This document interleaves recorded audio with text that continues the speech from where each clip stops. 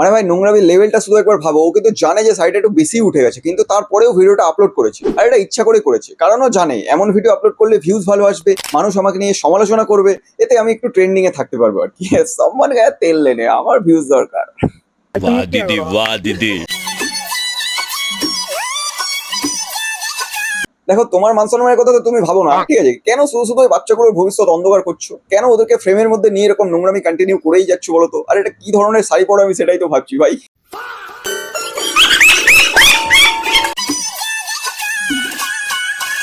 আচ্ছা ধরো, এই ভিডিওটা তুমি যখন এডিটিং করছো তখন তোমার নজরে আসেনি যে তুমি কিরকম অবস্থায় রয়েছো ভিডিওটাতে? আচ্ছা ঠিক আছে, বাদ দিলাম, যখন ভিডিওটা আপলোড হয়ে গেছে তার কিছুক্ষণ পর তুমি নোটিস করোনি? তাও কমেন্ট বক্সে অনেকে বলছে যে এরকম শাড়ি ঠিক নেই, এরকম ভাবে রয়েছে, তারপরেও তোমার নোটিস হয়নি? ঠিক বলেছো। তারপরে মনে হয়নি যে ভিডিওটা রিলিজ করতে হবে? ও আচ্ছা, ভিউজটা ম্যাটার করে ভাই। बात तो सही है। ভিডিওতে যে রিয়াকশন দিচ্ছ, মানে মাথা খারাপ, বুঝতে পারলে? তোমার এই অরিজিনাল ভিডিওটার শুধু সাউন্ডটাকে মিউট করে দিয়ে ক্রোম থেকে একটা আওয়াজ নিয়ে শুধু অ্যাড করে দিতে হবে, ব্যাস ভিডিওর ক্যাটাগরি চেঞ্জ। বাড়া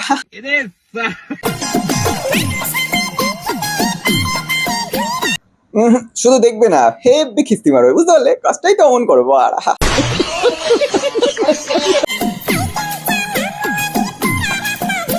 সারা রাস্তা জুড়ে গাড়ি চালাবে তো চালাও, কোনো সমস্যা নেই, কিন্তু একটা 10 টাকার সামনে যদি পড়ে যাও, হালকা করে চুমু দেবে, গাড়ি গাড়ি চলে যাবে, ব্যাস।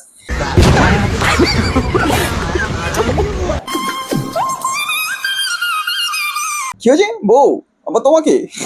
সালা নুন ছাড়া আলুতে। অবশ্য তোমাকে বিয়ে করলে বেশি কিছু হবে না, মানুষ এখন শুধু তোমাকে খিস্তি পাচ্ছে, এরপরে আমাকে অ্যাড করে নেবে, মানে আমাকেও খিস্তি মারবে। সালা তোমাকে বিয়ে করার থেকে গলায় কলসি বেঁধে দিকে ছাপ মারবো, তাও বলো ওয়ান।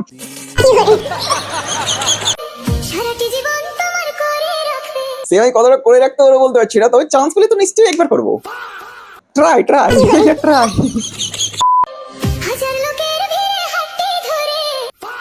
এই তো ওরা মনটা ভেঙে দিলে তো। তুমি 1000 লোকের ভিড়ে এরকম ভাবে ম্যাজিক দেখাচ্ছ, যখন তখন নোংরামি করে বেড়াচ্ছ, শাড়ি বাড়ি উপরে তুলে, মানে হাঁটুর উপরে তুলে এরকম ম্যাজিক দেখাচ্ছ, তাই বলে আমাকে ওরকম করতে হবে? মান সম্মান নিয়ে একটা হাট পাড়া বিয়ে কানতে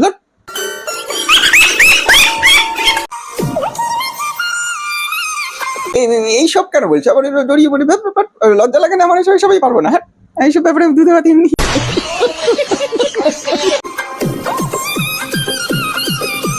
তবে দেখো গাইস, অপরাজিতার কিন্তু একটা জিনিস আমার খুব ভালো লেগেছে। মানে এবার তোমরা ভাববে হয়তো একে ওরা প্রশংসা করছে, ব্যাপারটা কি আমি বলে দিচ্ছি তোমাকে। দেখো, কয়েকদিন আগে কিন্তু একটা হিন্দু ধর্মের গানের উপর একটা বাজেভাবে ভিডিও বানালো, তারপর আমাদের সোলজারে ইউনিফর্ম পরে একটা বাজেভাবে ভিডিও বানালো, এরকম তো কুকর্ম করতেই থাকে ও, ঠিক আছে? কিন্তু এর মধ্যে ভালো ব্যাপার আছে। ভালো ব্যাপারটা কি?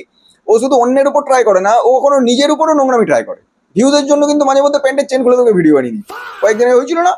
দেখেছো? তাও তোমার আজকেই দেখো শাড়িটা অনেকটা উঠে গেছে, কিন্তু তারপরেও ভিডিও আপলোড করে দিচ্ছি। ভাই ভিউজ লাগবে ওর। মেন কথা হচ্ছে এই যে স্ট্রাগলটা করছে, এই যে স্ট্রাগলটা, এটা কিন্তু যত ব্যাপার না, গালাগালি খাওয়ার মতো ব্যাপার।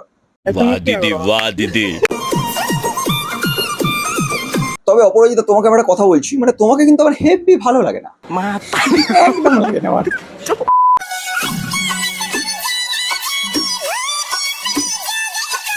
আর ভাই এদের নোংরামিটা কি লেভেলে বেড়ে যাচ্ছে। বাঙালির ইমোশন একটা শাড়ি, বাঙালির মেয়েদের কাছে শাড়িটা একটা ইমোশন, বুঝতে পারছো? সেই ইমোশনটাকে নিয়ে খেলছে এরা ভাই, বিভিন্ন ধরনের স্টাইল শেখাচ্ছে শাড়ি পরার ভাই, হাঁটুর উপরে শাড়ি।